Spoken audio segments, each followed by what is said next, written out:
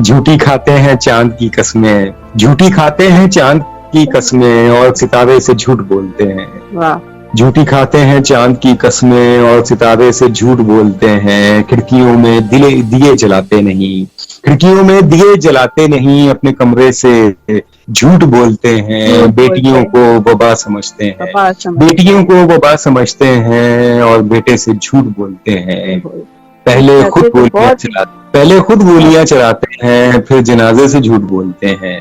पहले खुद गोलियां चलाते हैं, फिर जनाजे से झूठ बोलते हैं। हद तो ये है मुनाफकत की मियाँ, हद तो ये है मुनाफकत की मियाँ, अपने झंडे से झूठ बोलते हैं। हद तो ये है मुनाफकत की मियाँ, अपने झंडे से झूठ बोलते हैं। उन पे दरिया ने भेजी है लानत, उन पे दरिया ने भेजी है लानत, जो किनारे से झूठ बोलते हैं। हम धड़ल्ले से झूठ बोलते हैं, बच्चे बच्चे से झूठ।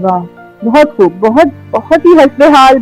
आज हम हर शख्स इस बात से रिलेट कर सकते हैं कि हमने ये बस जो है बहुत बुरी आदत इस हद तक शामिल हो चुकी है, इनकॉर्पोरेट कर चुके हैं हम अपनी अपनी जिंदगियों में। समझते हैं कि झूठ बुरी चीज है, वबा है, लेकिन हम बोलते भी जा रहे हैं उसी एनर्जी से, उसी रफ्तार से। बहुत ही खूबसूरती से आपने इसे तस्वीर की।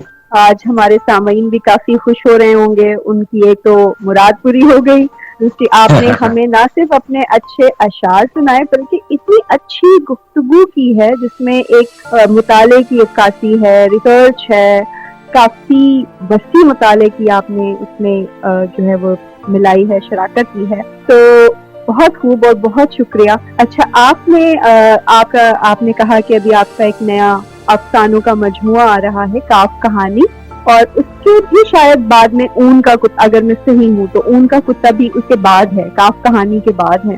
तो शायरी और अफसाने दो अलग जॉनराज हैं, बिल्कुल ही डिफरेंट हैं। या तो ज्यादातर जो मैंने देखा है वो या तो एक शख्स बेहतरीन शायर होता है या फिर वो बेहतरीन अफसाना निगार होता है, लेकिन आपने इन दोनों में यकसा महारत हासिल की है। आपसे काफी आपकी जो आरा मैंने पढ़ी, नाक़दीन की भी आरा पढ़ी, और उन्होंने आपकी काफी पज़राई की है, काफी तारीफें की हैं, और एक एक चीज के पहलू को उजागर किया है कि आपने अफसानों में आदमी को अपना मौजू बनाया है या शायरी में। तो इन दोनों में इतनी एक जैसी महारत आप कैसे ये मुमकिन है और कैसे आपने किया? नहीं, बिल्कुल मुमकिन नामुमकिन तो देखिए कुछ भी नहीं है। सारा खेल जो है वो तवज्जो और ध्यान का है।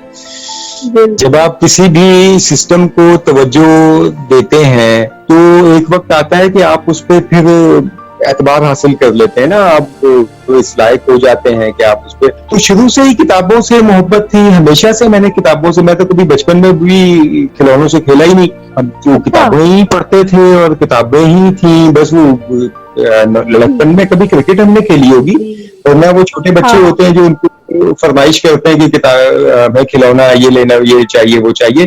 तो मैं तो कभी नहीं, मैं तो कहीं भी बाजार जाते थे अगर अब्बा के साथ, तो मैं तो फौरन किताबों की दुकान की तरफ बढ़ जाता था। मैं तो कहीं बस में जा रहे हैं तो रिजल्ट है आपकी उसी मेहनत का, तो ये रिजल्ट है फिर। हाँ, असल में होता क्या है, गौतम बुद्ध ने एक बात कही थी कि सारा खेल बीज का है।